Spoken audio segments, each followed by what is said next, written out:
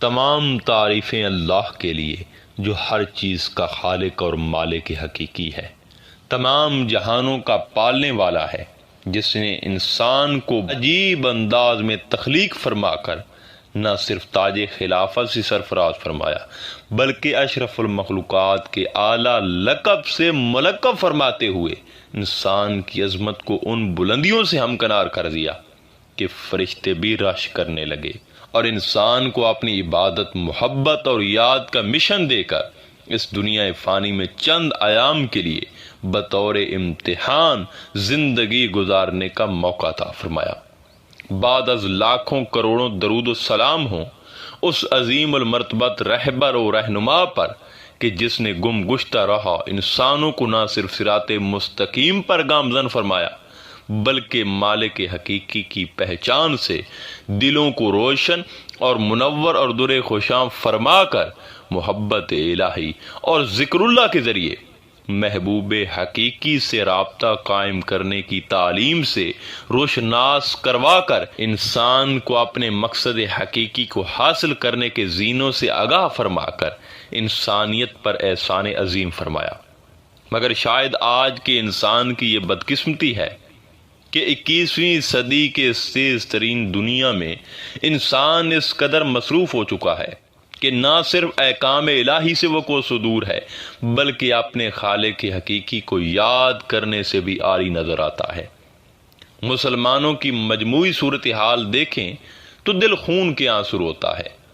مسلمان نہ صرف دنیاوی میدان میں ابتری کا شکار ہیں بلکہ دینی اور روحانی معاملات میں بھی بہت پیچھے دکھائی دیتے ہیں۔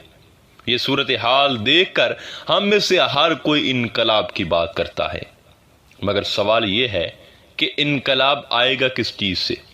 اس کا جواب خود لفظ انقلاب میں موجود ہے۔ یہ ایک قلب کا مصدر ہے جس کا معنی ہے تبدیل ہونا، اور عربی میں دل کو بھی قلب کہا جاتا ہے۔ دراصل دلوں کے تبدیل ہونے کا نام انقلاب ہے۔ جب تک یہ بدل نہ جائے تب تک کسی انقلاب کی توقع کرنا بے سود ہے، چاہے وہ دینی ہو، روحانی ہو، معاشرتی ہو، فکری ہو، انفرادی ہو یا کہ اجتماعی کیوں نہ ہو۔ آپ کے سامنے ہزاروں مثالیں پڑی ہیں۔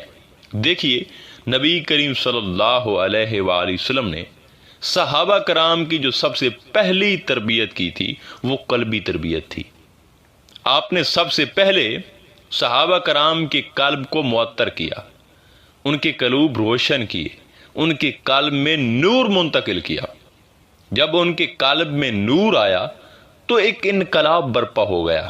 یہی وہ انقلاب تھا کہ ایک عمر نے 24 لاکھ مربع میل پر اس طرح حکومت کی کہ اگر وہ زمین کو کہتے کہ اے زمین تو کیوں کانپ رہی ہے، کیا عمر نے تجھ پر انصاف نہیں کیا، تو وہ زمین کانپنا چھوڑ دیتی تھی، زلزلے آنے بند ہو جاتے تھے، اور اگر یہی زمین جس پر آپ اور ہم آج قیام پذیر ہیں یہ کسی کا شہد یا گھی کو ہضم کر جاتی تو عمر کے کہنے پر دوبارہ اسے یہ واپس کر دیتی تھی۔ لیکن یہی زمین آج آپ کا اور میرا کہنا تو نہیں مان رہی۔ کیوں؟ وجہ کیا ہے؟ دراصل حضرت عمر نے قلبی انقلاب پر یقین رکھ کے اور نیت کر کے اپنے قلب میں انقلاب لے کر آئے تھے، لیکن ہم انقلاب تو دور لفظ قلب سے بھی آشنا نہیں۔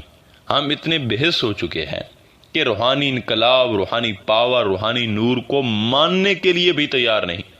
ایک بات آپ کے علم میں ہوگی اور آپ نے اکثر سنا اور پڑھا ہوگا کہ پاک و ہند اور دیگر مقامات پر دین کو پھیلانے والے جو ہیں وہ صوفیہ کرام ہیں، مگر کیا یہ بھی علم ہے کہ انہوں نے دین کو پھیلایا کیسے؟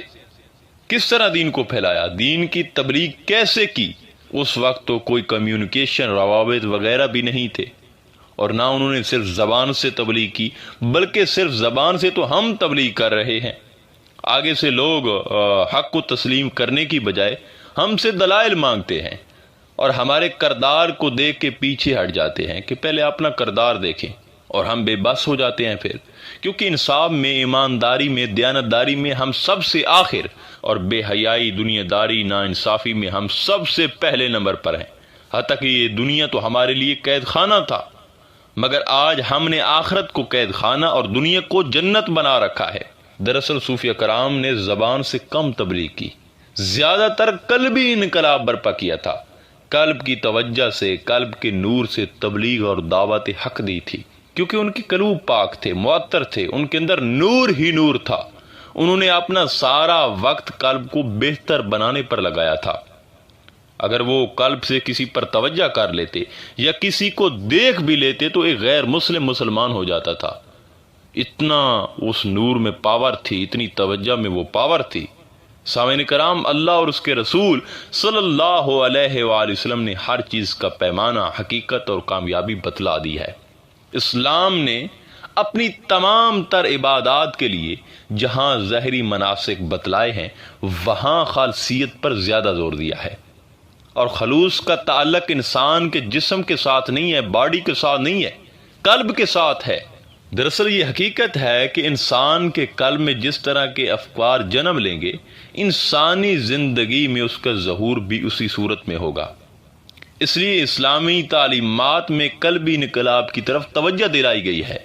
قلب کے اندر منفی افکار انسان کے جوارح سے منفی کام کرواتے ہیں، اور نتیجتاً انسان معاشرے میں کینہ، بغض، حسد، غیبت، عداوت اور دھوکہ دہی وغیرہ جیسے روحانی امراض عام ہو جاتے ہیں۔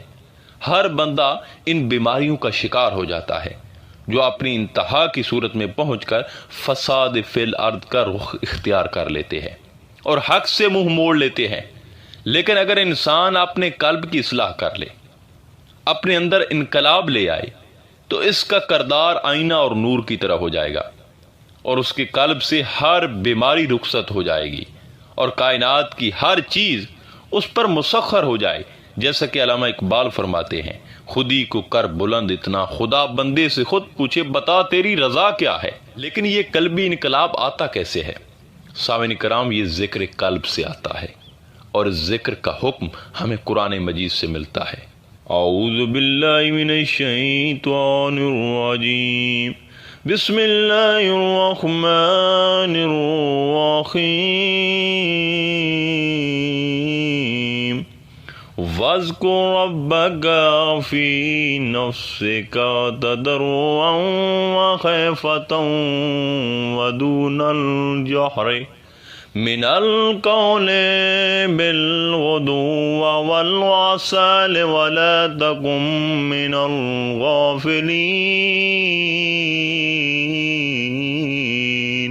اپنے رب کا ذکر کرو بغیر آواز اونچی کیے، دل میں خفیہ طریقے سے، خوف اور عاجزی کے ساتھ، اور غافلین میں سے مت بنو۔ سامعین کرام، آواز کا تعلق زبان سے ہے، اور اللہ تعالیٰ اس آیت میں فرما رہے ہیں بغیر آواز اونچی کیے، خفیہ طریقے سے۔ خفیہ طریقے سے کون ذکر کرتا ہے؟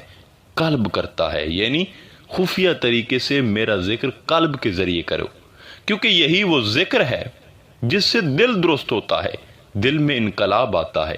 حضور شیخ عبد القادر جیلانی رضی اللہ تعالیٰ عنہ فرماتے ہیں کہ جب دل درست ہوتا ہے تو وہ اللہ تعالیٰ کی طرف سے تمام چیزوں سے زیادہ قریب ہو جاتا ہے۔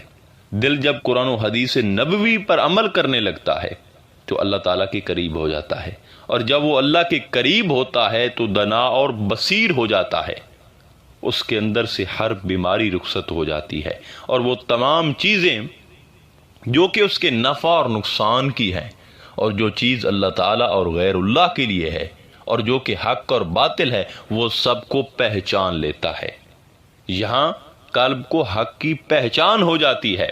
مگر بدقسمتی تو یہ ہے کہ آج کل کے لوگوں کی اکثریت تو ذکر قلب کرنے کی ضرورت ہی نہیں سمجھتی، اور نماز اور روزوں پر اکتفا کیے بیٹھی ہے، اور جو لوگ ذکر کرتے بھی ہیں تو زبانی ذکر کرتے ہیں۔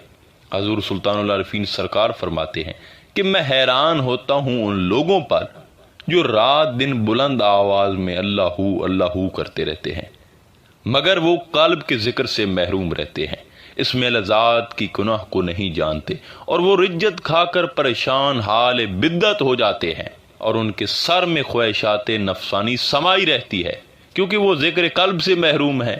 سامعین کرام، ذکر قلب وہ نعمت عظیم ہے جس سے انسان کا روحانی وجود زندہ ہو جاتا ہے، انسان کا انگ انگ بیدار ہو جاتا ہے، اور وجود سے ہر روحانی بیماری رخصت ہو جاتی ہے۔ حسد، کینہ، بغض، لالچ، حب دنیا، ان تمام چیزوں سے ذکر قلب کرنے والا بے نیاز ہو جاتا ہے، اور انسان کے اندر ایک انقلاب برپا ہو جاتا ہے۔ یہ وہ انقلاب ہوتا ہے جس کو دنیا کی کوئی باطل طاقت روک نہیں سکتی، اور اسی ایک انقلاب سے انسان دوسرے لوگوں کی زندگی بھی بدل دیتا ہے۔ اس کے اندر وہ نور آ جاتا ہے کہ اگر وہ کسی کی طرف دیکھے تو سامنے والا تدبر اور تفکر میں ڈوب جاتا ہے، ہر چیز اس کی عزت اور تکریم کرتی ہے۔ سامعین کرام، الغرض قرآن و حدیث اور فقراء کاملین کے ارشادات کی روشنی میں یہ بات واضح ہو جاتی ہے کہ کوئی بھی طالب حق اس وقت تک روحانی انقلاب، قرب و دیدار اور اللہ کی معرفت کو نہیں پا سکتا جب تک کہ وہ ذکر قلب کے ذریعے اپنے نفس، دنیا اور شیطان سے خلاصی نہیں پا لیتا اور اپنے اندر نور نہیں پیدا کر لیتا۔ ظاہری اعمال، ظاہری ذکر سے انسان کو ثواب تو مل جاتا ہے لیکن معرفت الہی نہیں ملتی۔ لیکن ہم سب کو ظاہری اعمال، ظاہری ذکر کے ساتھ ساتھ ذکر قلب پر توجہ دینی چاہیے۔ کسی صورت میں بھی ہمیں ذکر قلب نہیں چھوڑنا چاہیے۔ آخر میں دعا ہے کہ اللہ تعالی ہم سب کو ذکر قلب کے ذریعے تصفیہ قلب کرنے کی توفیق عطا فرمائے۔ انشاءاللہ تعالی ملتے ہیں ایک نئے موضوع میں، تب تک اللہ نگہبان۔